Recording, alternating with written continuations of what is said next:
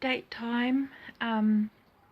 Thanks again for the continued support and messages while I'm going through my flare. Progress is good. Sitting up today, which is great, in a chair with real clothes on instead of, you know, my very unattractive nighties. Writing is a little dodgy.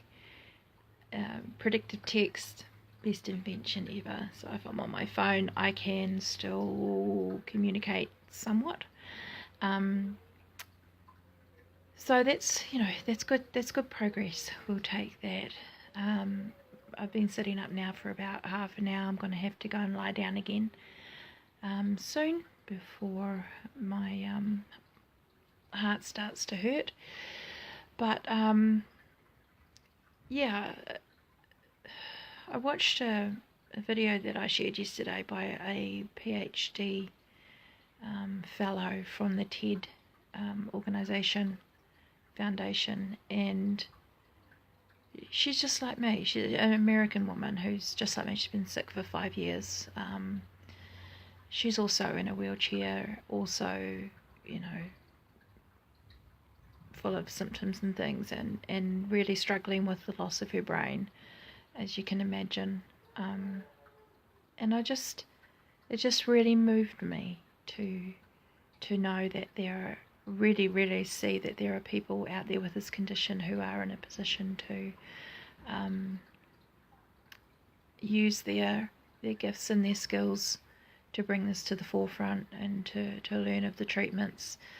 There's a treatment possibility in Norway, which is it's in phase 3 now, the 2-year intensive chemotherapy regime, which has a very high success rate in bringing patients with severe ME into full remission. For me, this is my second round with ME. I had it for 8 years. Nothing like this, though. Nothing at all like this. Nowhere near as debilitating. It was probably more like the chronic fatigue syndrome symptoms than what this current situation is. This current stretch of illness was triggered by whooping cough vaccination. Stupidly, I forgot that I had chronic fatigue syndrome because it was really quite mild, so I understand the differences, and it just completely destroyed my immunity and my immune system, and I just never got better, and infection after infection after infection. My viral load is pretty impressive. Yeah, so I just wanted to share. It's kind of weird doing videos. I don't get the opportunity to think before I speak. It's a lot more real time. But even actually speaking is already such an amazing thing to be able to do. I had a long time where I wasn't able to speak, have a conversation, especially over the telephone. Verbal communication was nearly impossible. So yeah, it's definite progress. I am definitely in a different place than I was 4 years ago. We're now, you know, trying to get funding sorted out so that I can get out and about. At the moment, I'm completely housebound and dependent on my husband or my daughter to take me out because of the bulkiness of my wheelchair. So we are in the process of that. It's going to be a long drawn out process. Nothing's easy with this condition in this country because it's not as, this level of disability is not recognised. And we've just got to work with what we got. So we're starting that process, and hopefully in a few months or a year I will actually be able to leave the house by myself in a vehicle that has a wheelchair hoist, and drive myself. That'll be amazing. I'm really looking forward to that. I'm just really putting the hope forward and trying to stay in a place where, you know, every day, well, maybe not every day, but every now and then I get a win. And today's win was definitely being able to sit up and figuring out last night that predictive text is now my new best friend. Rather than some of the horror stories about predictive text, is actually really making, I know the beginning of the word, there's just no way I can figure out the rest of the word. Complete disconnect. So, yeah, update.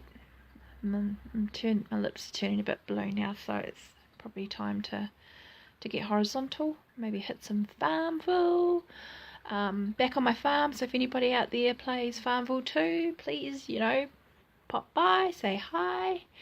Yeah, we can hang out. I love things that I just have to click. I've got this awesome mouse that has a ball on it, so when my fine motor skills are not up to par, I just have to wiggle the ball and I am totally there. So I'm still a bit weirded out by this whole video update thing, but it's real, and I'm looking forward to getting Little B, my little avatar person, up and running again. There's a great sense of security in being able to put her forward and not put myself forward. But then I also think I don't have much left really right now but my courage and my hope, and I'm going to use that. So, oh yeah, someone was asking about my dreads. Why dreads? Well, I no longer have to do my hair. It saves me about a spoon a day, and if you ever know anything about spoon theory, you'll know how valuable that spoon is. So yeah, they take upkeep. They are clean. They smell nice. They're not scody. There's days when I think, oh my God, who the hell are you? When I look in the mirror. But there's other days when I look at them and I go, well, this is me. This is me. I don't have to brush it. Don't have to, you know, wash it, all that sort of stuff. So it's great. Tie it up in a knot and we are good to go. So anyway, gotta go. Turning blue. Thank you to everybody who's been in touch. Hopefully, I think this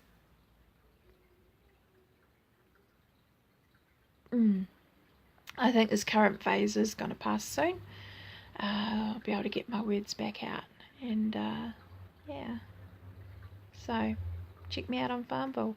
Oh, and if you do get a minute, and if you're interested, please have a look at the video that I've posted and shared. Can't remember her name. Oh, Jennifer Bree. It's from the TED Foundation.